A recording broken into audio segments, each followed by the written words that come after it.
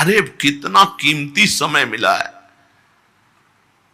कितना कीमती समय मिला है, आप समझ नहीं पा रहे हैं, आप समझ नहीं पा रहे, पछताना पड़ेगा बाद में।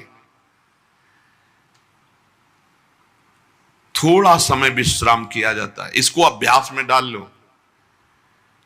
कई वर्ष हो गए मध्याह्न में विश्राम नहीं, नींद का नहीं, थोड़ा शरीर स्वस्थ होने का, लेट जाना फिर बैठ जाना, फिर टहलना, फिर लेट जाना बैठ जाना, नींद का नहीं। रात्रि में 4 घंटे इसको लेटने के लिए देते हैं बस, बीमार स्थिति में। शायद बीमारी ना होती तो पद्मासन में इसको हम विश्राम देते, पर अब पद्मासन लगा नहीं सकते। शरीर सुख आराम त्याग किए बिना भगवत मार्ग में कोई भी विजितात्मा नहीं हो सकता। रगड़ो, इस शरीर को रगड़ो, हाथ में माला है या काउंटर है, टहल रहे हैं, जब नींद आ रही टहल रहे हैं, सिर्फ 4-5 घंटे शयन के लिए दीजिए। क्या कर पाओगे आगे?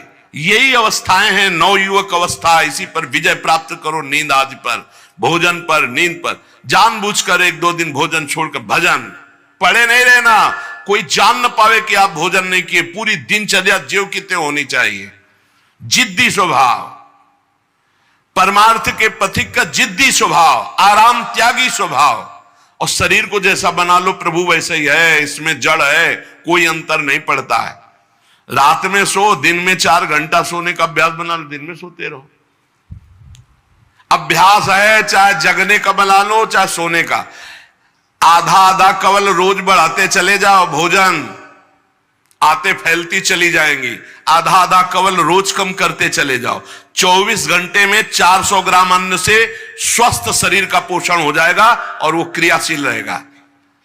400 ग्राम अन्न से काहे को बर्बाद कर रहे हो? आते बढ़ाते चले जा रहे हो।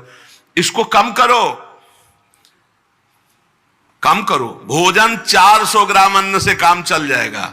जिसे भगवत प्राप्ति के बिना जिया नहीं जा रहा, तब भगवत प्राप्ति होती है। ये शरीर सुख आराम के त्यागने की, हमें बहुत समय बर्बाद मत करो, समय बर्बाद मत। भोजन कर रहे हो, नाम जब चल रहा है, अंदर पद चल रहा है, कोई भी भोग तुम्हें नहीं फंसा सकता यदि भगवान नाम चल रहा है। समझ ही नहीं रहे, भगवान नाम नहीं जप करना, बस मन मानी आचरण करना है। बड़ी भारी आवश्यकता है शरीर सुख आराम के मिटाने की साधक को। जीवन भर इसी में लगे रहे, जीवन भर। जब से इस मार्ग में चले तो इसी पर रहे। नींद और भूख 2 पर भारी प्रहार रहा है, नींद और भूख। वो भगवान की कृपा से ऐसा, अब तो बहुत भारी रोग से ग्रसित है। लेकिन पीछे मुरारी शरण आए और कहा अल्ट्रासाउंड कराने चलना है, डॉक्टर ने बोला है, तो आज कुछ खाना नहीं। हम कहा आज की बात कर रहे हो? 3-4 दिन से कुछ नहीं गया। जब डॉक्टर वहां देखा तो बोला बाबा पानी पे रहते हो क्या? जो वैसे किया, जानबूझ करके मधुकरी नहीं जाना, 3-4 दिन नहीं पाना। अब देखते हैं भजन कैसे होता है। और यह अभ्यास बचपन से, भूखे रह करके, सर्दी में, गर्मी में, बीमारी में, हर स्थिति में भजन नहीं छूटना, दिनचर्या नहीं छूटनी। शयन में जो तुम्हें सुख मिलता है वो तमोगुणी नींद का है। जागृत होकर भजन में अगर समय व्यतीत कर दो, हाँ, जीवन आनंद में। शरीर सुख आराम को नष्ट करने की जरूरत है साधक को। दिन में सोना बंद करो। जो रात्रि में जगते हैं वो सो सकते हैं आधा टाइम, आधा टाइम सोने का टाइम 4 घंटे, तो 2 घंटे विश्राम कर लो। और रात्रि में ऐसी सेवाएं करो कि 1-2 घंटा उसमें विश्राम कर लो। 4 घंटे से काम। और जो रात्रि में चैन से सोते हैं, दिन में मत सो। दिन में टहलो, माला लो और अपने ही कमरे में टहलो, बंद करके कमरा, अपने ही अंदर टहलो, खूब नाम जप करो, मंत्र जप करो। देखो कैसा आनंद आता है कि अरे तेरा समय जा रहा है, पता नहीं आगे कौन सा रोग आ जाएगा, कौन सी घटना घट जाएगी, तू भजन करने लायक रहे या ना रहे। आज भजन कर लेगा तो कल, बता रहे हैं ना, हर समय मन उत्साहित रहता है। तभी हम कह रहे कि भजन करोगे तो मरते दम तक तुम्हारा उत्साह नष्ट नहीं होगा, उत्साह संपन्न। कितना आनंद रहता है। मन से भगवत आराधना शुरू हो जाती है, मन से पाठ शुरू हो जाता है, मन से परिक्रमा शुरू हो जाती है। हमें लगना है, आराम शब्द जीवन में नहीं। सीधी बात समझो, जब तक भगवत प्राप्ति नहीं तब तक आराम नहीं।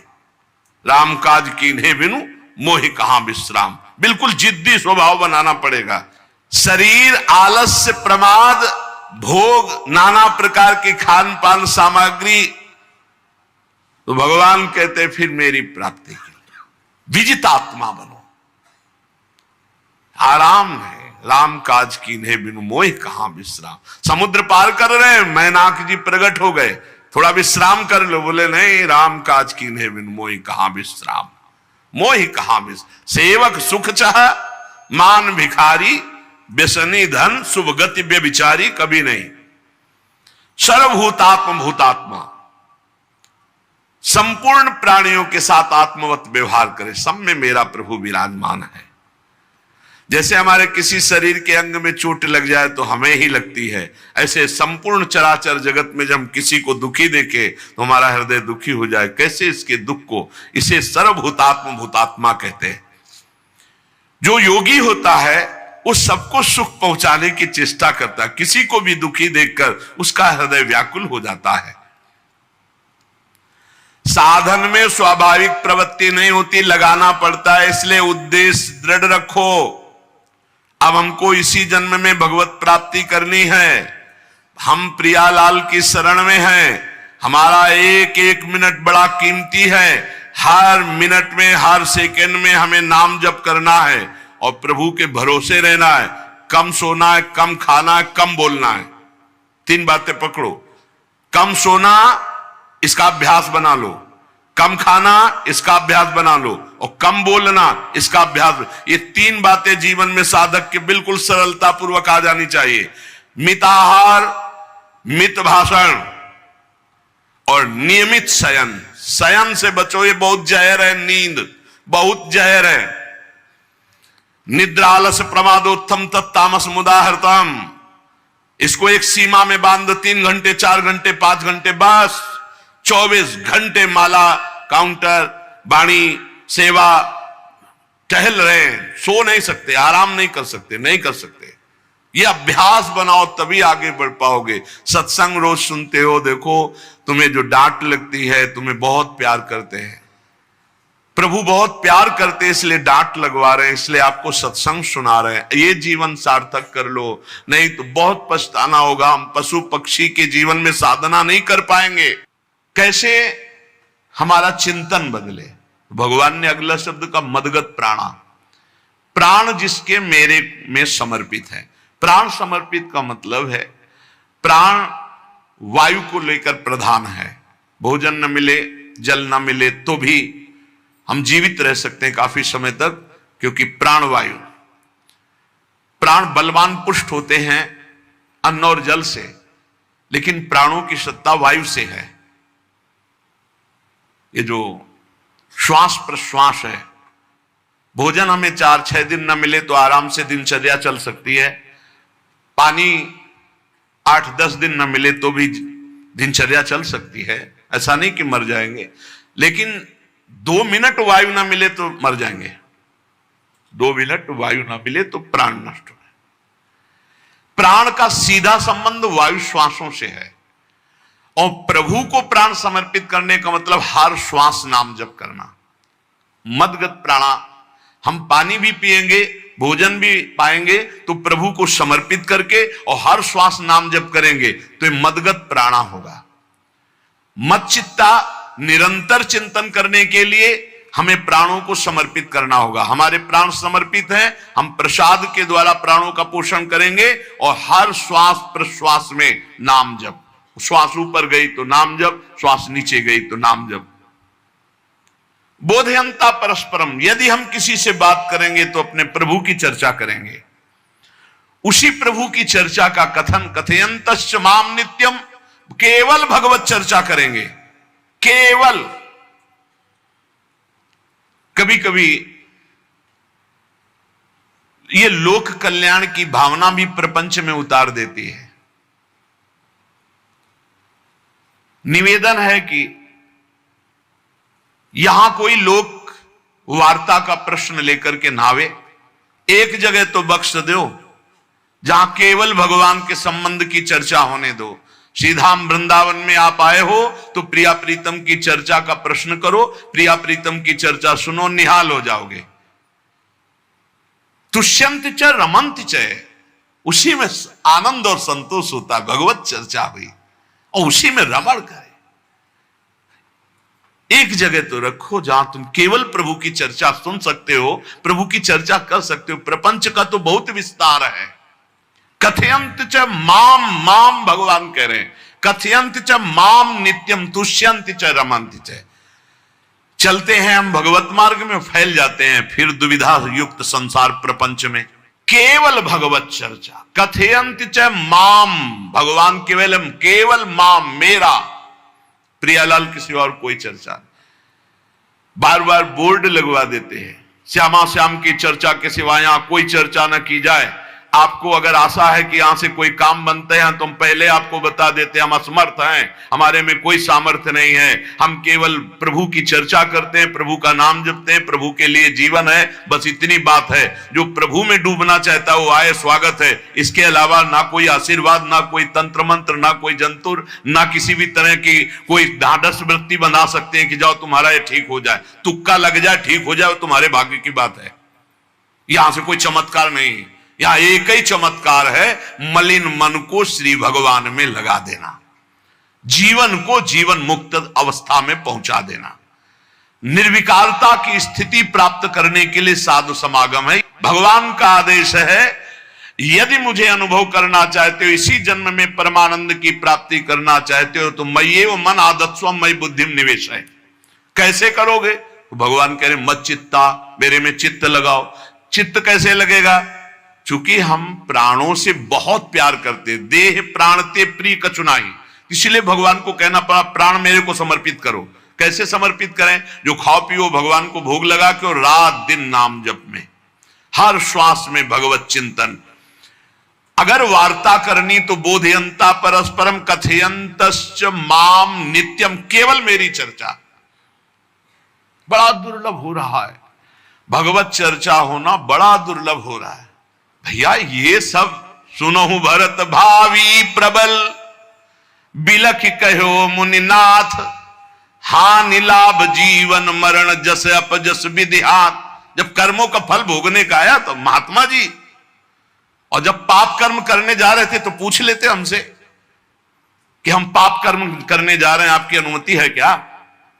तब नहीं, तब किसी न भगवान की याद की न गुरु की याद की, मनमानी आचरण किए। तो अब भोग आया है, अब भोग लो, उसको भोगना पड़ेगा, वो यहीं मिलेगा तुम्हें।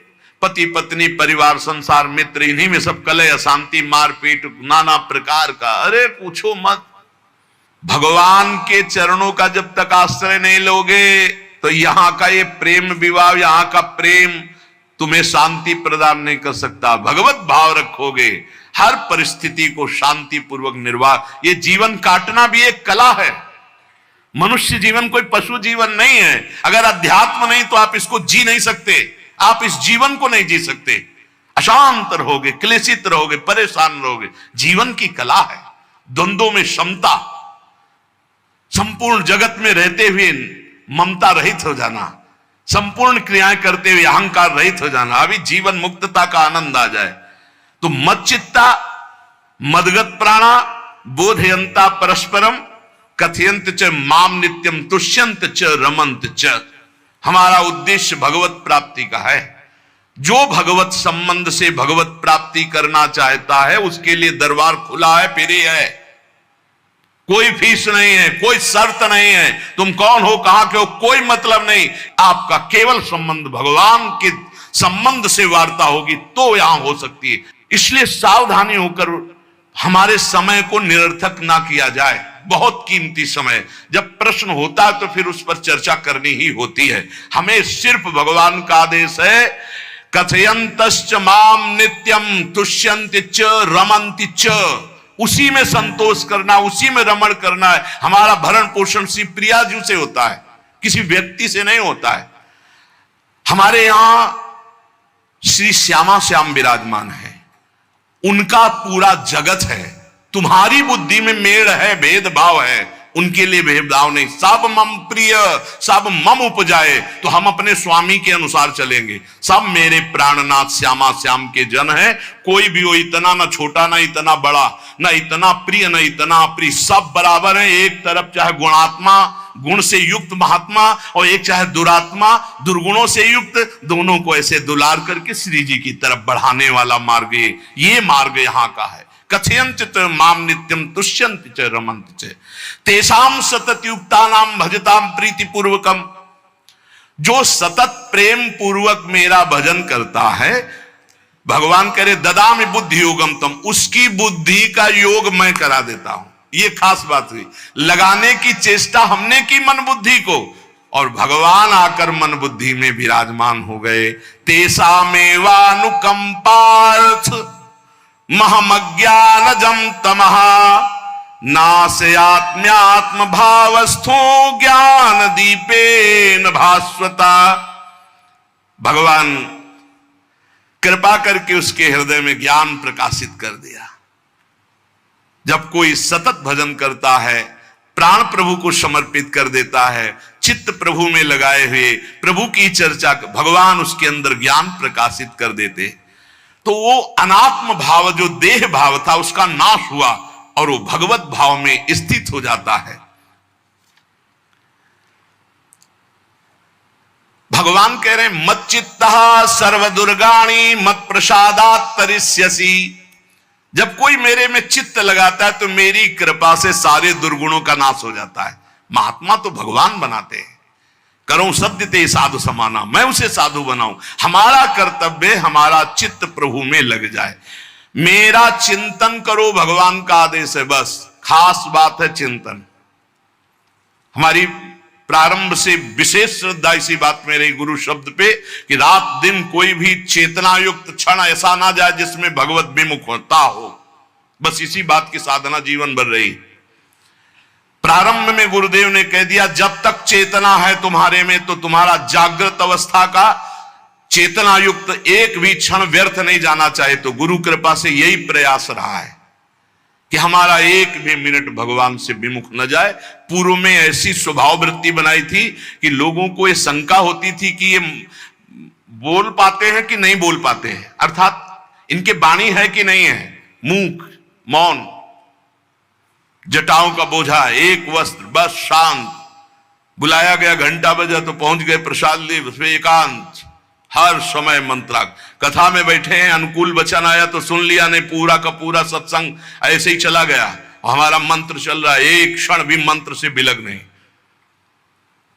हमारा कर्तव्य है केवल चिंतन। चिंतन करोगे तो अभी मुक्त हो, अभी परिणाम में नहीं। अभी हम राधा बोल रहे हैं, अभी प्राण निकले, अभी श्री जी के पास पहुंच जाएंगे। भगवान की कृपा का बल और साधन का तुम्हारा पूरा प्रयास प्रयत्न, ध्यान रखो, दो से सिद्धि प्राप्त होती है। भगवान की कृपा का बल और आपकी पूरी साधना का प्रयास प्रयत्न, कायरता नहीं। भगवान की कृपा का बल और तुम्हारा पूरा प्रयास, पूरा प्रयत्न। देखो भगवान की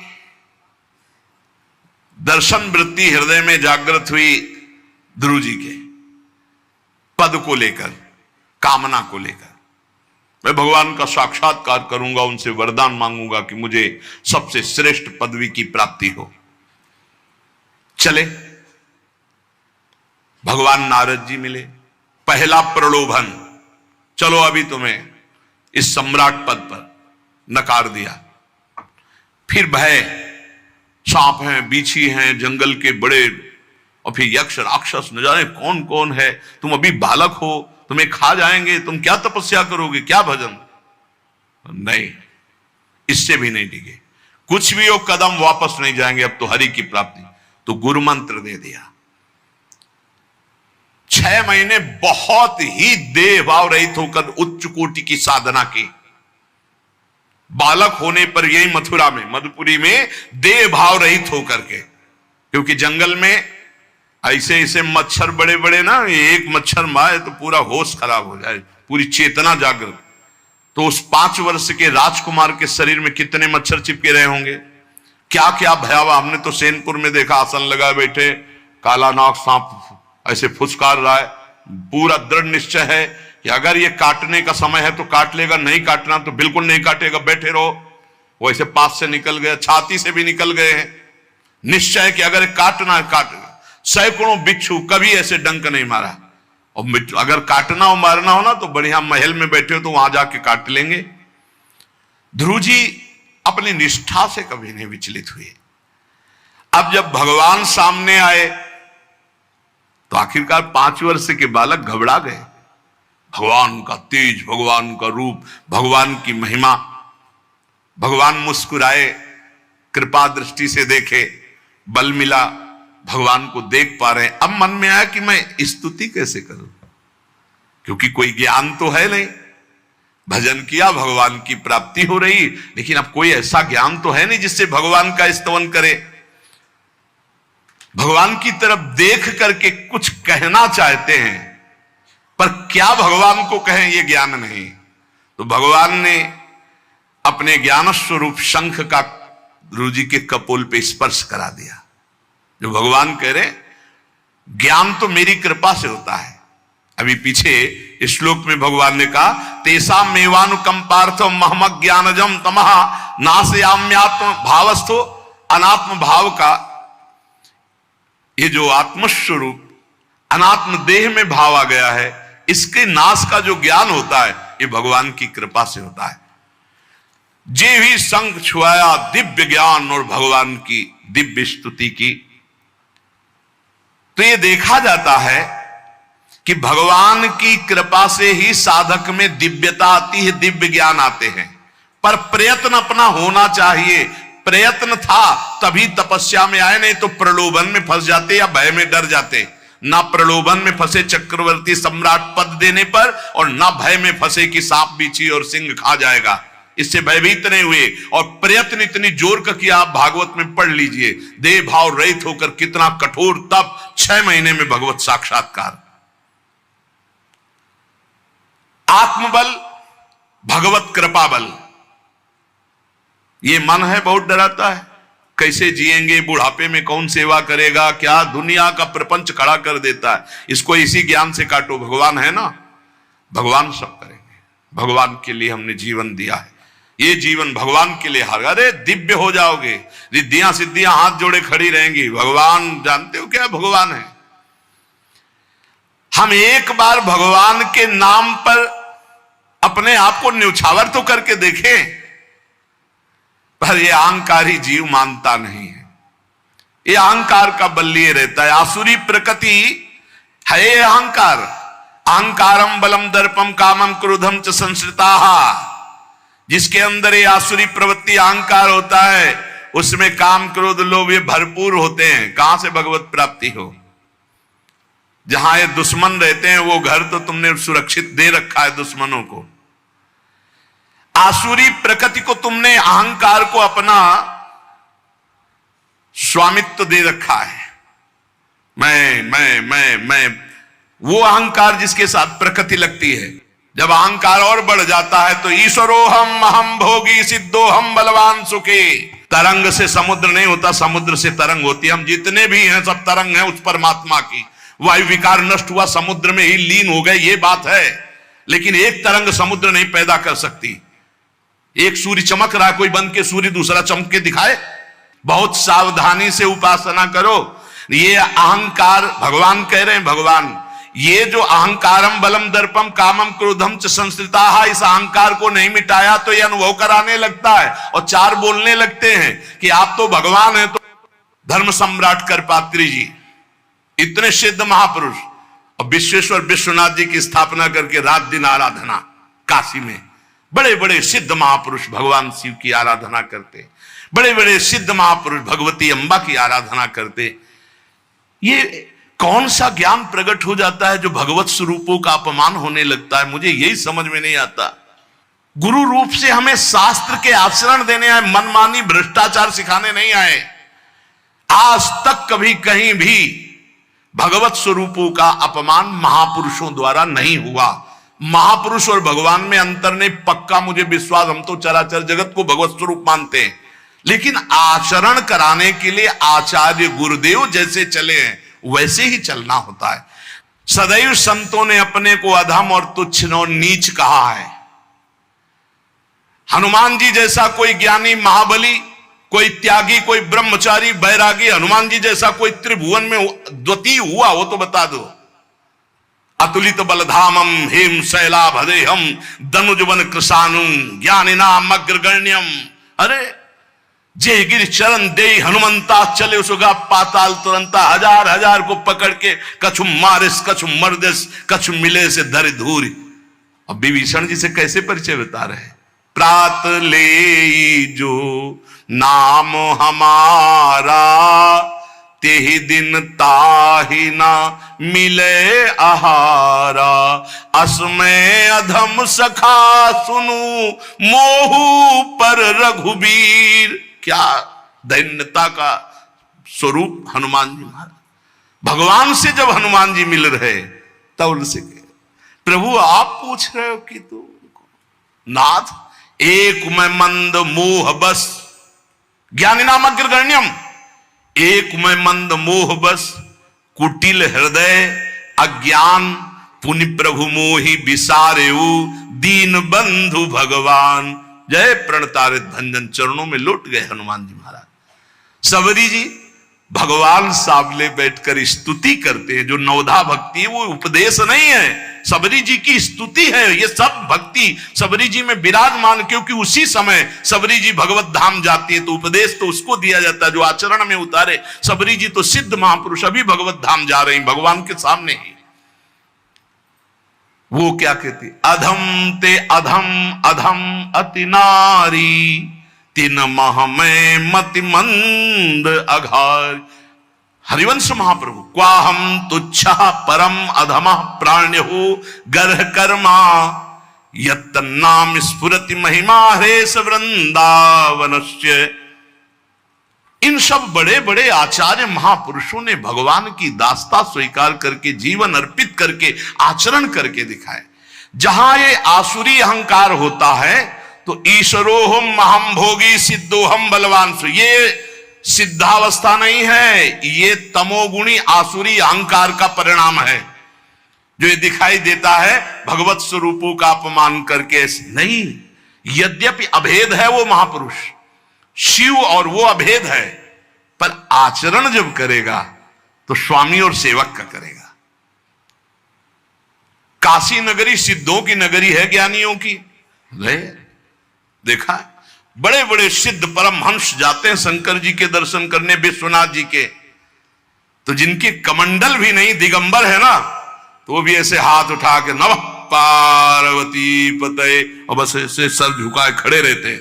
जल भी नहीं है, पत्र भी नहीं है, ऐसे वो हम सब खड़े खड़े घंटों खड़े रहते। तो वहां के शिव पार्षदों से ऐसा करुणामय प्रेम हो गया था कि वो हमें नहीं हटाते थे, तो एक कोने में घंटों खड़े रहते थे और दर्शन करते रहते थे भगवान विश्वनाथ जी। तो जैसे ऐसे अवधूत आते, न कोई जल का कमंडल है, न कोई पत्र है, न पुष्प, नजदीक गए और नमः पार्वती पतये हार हार महादेव, बस सर झुका, ये है। और स्वयं शिव स्वरूप है, इतना अंतर नहीं ब्रह्मबोध में। भक्तों में भी कभी कभी आम प्रकट होता है, वो वाणी से आपको दिखाई देगा, लेकिन वो आसुरी अहंकार नहीं होता। ध्यान रखना, ये उनका भागवतिक बल होता है, ये आसुरी अहंकार नहीं होता। जैसे जनक जी की सभा लगी हुई है, भगवान श्री राम लक्ष्मण जी विराजमान है विश्वामित्र जी के समीप बड़े सौम्य भाव से। जनक जी महाराज ने देखा कि बड़े बड़े वीर आए पर धनुष यज्ञ में धनुष को अजगों को कोई उठा ही नहीं पाया, खंडन की तो बात जाने दो। रावण बाणासुर आया, आरती प्रणाम करके चले गए। अब आशा ही खत्म हो गई, कोई उठाने वाला ही नहीं, तो उन्होंने कहा वीर विहीन मही मैं जानी। अब मैं आज जान गया कि पृथ्वी वीरों से रहित हो गई। अगर मैं ऐसा जानता कि इस भूमंडल में कोई वीर ही नहीं अजगों का खंडन करने वाला, तो मैं ऐसा प्रण नहीं लेता, मेरी जान की कुंवारी रह जाएगी। ऐसे विकल होके वीर विहीन मही मैं जानी। जनक जी ने इतनी बात जे भी कही तो लक्ष्मण जी कूद पड़े सिंह शावक की तरह उछलकर और कहा कि जहां रघुकुल भूषण भगवान श्री राम विराजमान हो जनक, ये बड़ी तुमने निराशापूर्ण बात कैसे कह दी? तुमने ऐसी बात कह दी जहां रघुकुल भूषण भगवान श्री राम विराजमान है। ताल ठोकी और कहा अगर इनका इशारा हो जाए, समझो, जो तुम्हारी अनुशासन पाओ, कंदुकी ब्रह्मांड उठाओ, काचे घट जिमी डारो फोरी, सकऊं मेरु मूलक जिमी तोरी, कमल नाल जिमी चाप चढ़ाऊं, जो जन सत प्रमाण ले धाऊं। हे जनक, जहां रघुनाथ जी विराजमान होते वहां ऐसी बात नहीं कहते, तुमने ऐसी बात कैसे कह दी? अगर मेरे स्वामी का आदेश हो जाए अभी तो पूरे ब्रह्मांड को कच्चे घड़े की तरह तोड़ दूं। ये अजगौ पुराना 100 योजन एक बार में दौड़ते हुए जाऊं और इसको ऐसे कमल लाल की तरह तोड़ दूं, मेरे स्वामी का आदेश हो। ये अहंकार नहीं है। पहली बात कही, जो तुम्हार अनुशासन पावो, अगर मेरे प्रभु श्री राम की आज्ञा हो जाए। और लक्ष्मण जी ने एक बात और कही कि तोरो छत्रक दंड जिमि तव प्रताप बलनाथ, आज के बाद कभी धनुष स्पर्श नहीं करूंगा यदि मेरी बात झूठी हो जाए। आपके प्रताप से इसे बरसाती छत्ते की तरह तोड़ दूं इस अजगौ को, अगर आपका आदेश हो। तो प्रताप बलनाथ, यह अहंकार नहीं है, यह भक्त का भगवत प्रताप है।